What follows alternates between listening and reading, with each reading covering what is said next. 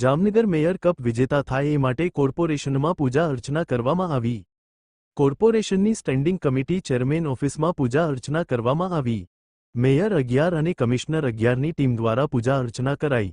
આ પૂજામાં શહેર mayor, day mayor, state chairman, commissioner સહિતના અધિકારી અને પદાધિકારીઓ જોડાયા।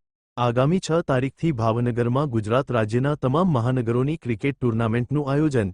ત્યારે આવનારા મેયર કપ જે ભાવનગરમાં રમવા જઈ રહ્યો છે ત્યારે તેમાં બંને ટીમો વિજેતા થાય એ માટે વિજયોત્સવ પૂજા કરવામાં આવી। જામનગર મેયર ટીમ અત્યાર સુધીમાં 6 કપ જીતી સમગ્ર ગુજરાતમાં પ્રથમ સ્થાને।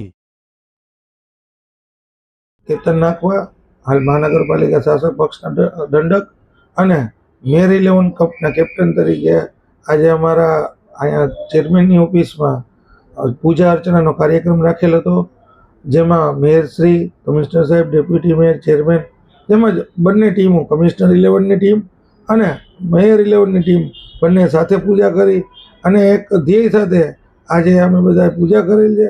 આગામી 6 તારીખથી ભાવનગર ખાતે જે ઇન્ટર મેયર કપની આયોજન છે, જે આખા ગુજરાતની બધી મહાનગરપાલિકાઓ ક્રિકેટ ટુર્નામેન્ટમાં ભાગ લેવા જઈ રહી છે, ત્યાં જવા રવાના થવાના છીએ અને આ ટીમ જેમ સતત જીતે છે તેઓ તે પોતે પોતાનું રિપીટ કરશે એવી આશા સાથે વિરમું અસ્તુ। ભારત માતા કી